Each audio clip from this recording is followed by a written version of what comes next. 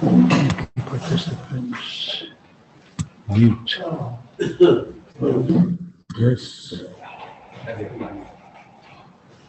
You.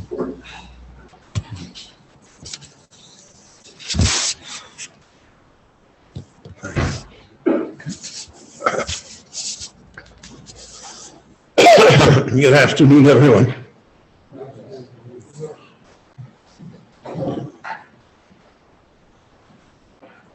And I discussed with you yesterday the idea of Nedorim and Shuot, which appear in this week's Parsha of Matot. One of the strange things about Nedorim is that they're cancelable. That somehow, even though we have a rule to rule in life and in halacha, that you cannot undo what is done. A person can do tshuva, a person can repent, a person can do differently, but that does not erase what happened. And it doesn't usually erase the consequences of what happened. But by Nedorim, there seemingly is a way to erase what he or she said. And that's a tremendous novelty, a chiddush of the Torah, because it's an exception to everything else that we know of in life. So in the Torah we have two levels. One is called Hafara, and one is called HaTorah. Hafara, it means that we make it as though the neder never existed. But the Gemara says, "You're okerit min hashoresh." We refute it. And that was a power that was given to parents, to a father over a daughter, to a husband over a wife,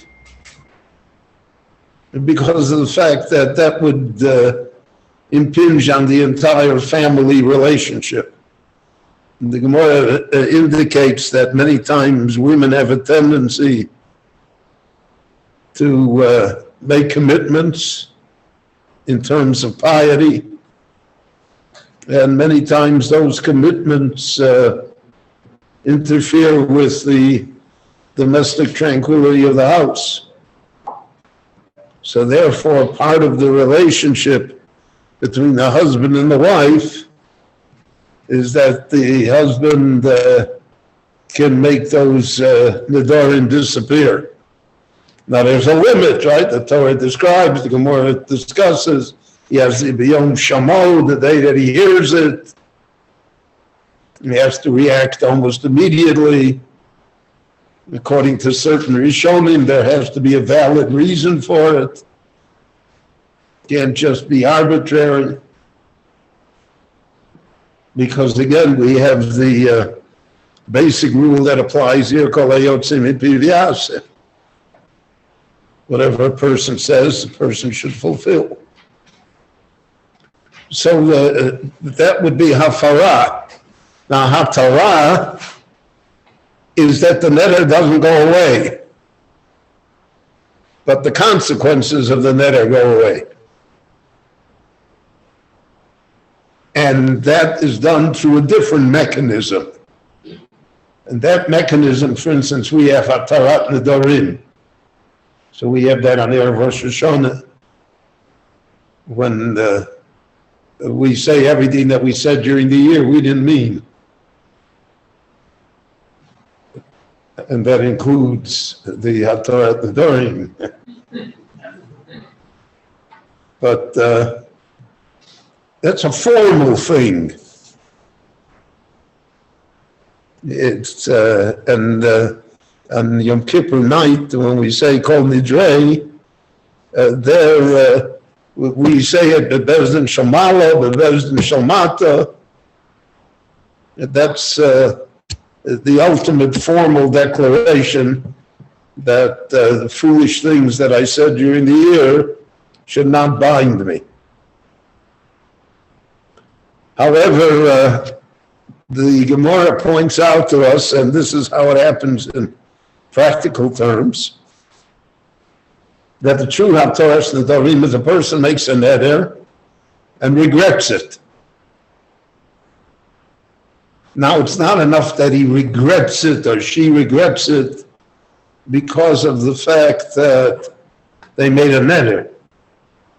They have to regret it because of consequences that occur because of the neder. So the man made a neder, for instance, he's not going to have any benefit from his neighbor. So the consequences of that is that he can't use the elevator to lift in the building. And he didn't realize that consequence. And he's a person that's very difficult to mount the stairs now. So he goes to the Rav to be matir neder. The Rav finds him what is called a petach, an opening. And that opening is based on consequence. If you would have known that you could not use the lift, that you could not use the elevator, and that there's no other way that you can get up to your third floor apartment without using it, would you have made that neder? No. The person says, no, I never. So then that's the petach. So we're matir you. Now, we don't say you didn't make a neder, but we're saying you made the neder without realization of the consequences. And without realization of the consequences, the neder is, so to speak, not actionable. But nevertheless, the neder existed. So if there is no Pesach, there's no reason why you should have any benefit from your neighbor. There's no circumstance that would prove differently. So the Rav cannot find the Pesach. If he cannot find the Pesach, the mere fact that a person says, I'm sorry that I made the neder, is not sufficient. The regret is not what cancels the neder. It's the non-realization of the consequences that are involved. Now, do you have to go to a Bezdin of 3? So again, in our formal way, not Hatoras Nedarim, Rosh Hashanah and Kol Nidrei night, so we have a Bezdin of 3 that stand with the Shliach Tzibur or whoever is reciting the Shimuno Rabosai, right? I don't want the neder to be chal. But the truth of the matter is that one person can be matir a neder. And usually people go to their Rav, to their spiritual leader. The Gemara, however, allows that you could even go to a hedjat. You can go to somebody that's not necessarily a rabbinic scholar. But if you tell him the story, and there is a valid reason because of the consequences of what happens, so that person can be matir the neder for you as well. Chazal relied on the posuk in Koheles that the best thing is not to make nedarim. And that if you make the neder, the best thing is to fulfill the neder. And that even though there is this enormous loophole, so to speak, in the law, that you can be made for a neder under certain circumstances, you can be matir the neder, nevertheless, we don't encourage that. So therefore, Jews always say, bli neder, even when they make the neder, which is itself a confusion. Now, what if you make a neder for a good purpose? You get an aliyah in Beit Knesset Hanasi. Before you can breathe, they give you the envelope.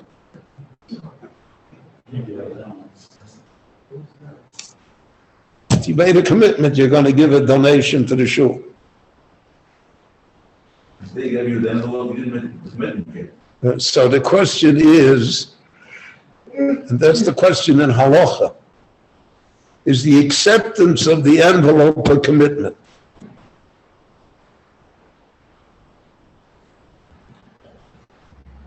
Is that like a neder?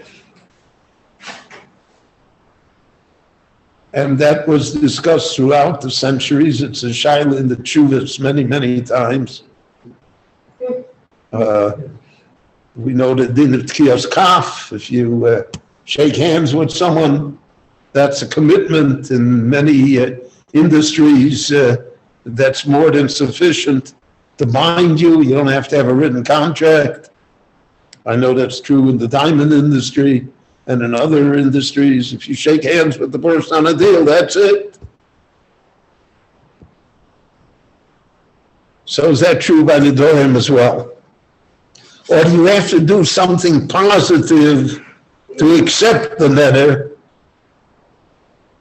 And therefore, we'll say, I take the envelope, but I'm not committing myself to sending you anything. Which makes for awkward situations on the bima, right? But do we read into it these caveats? Do we read into it these exceptions? Because most of the time people don't think of it. And is a person obligated to give a donation simply because the person received an aliyah? There are certain synagogues where there's one Kohen, and he gets every Kohen. He'll go broke.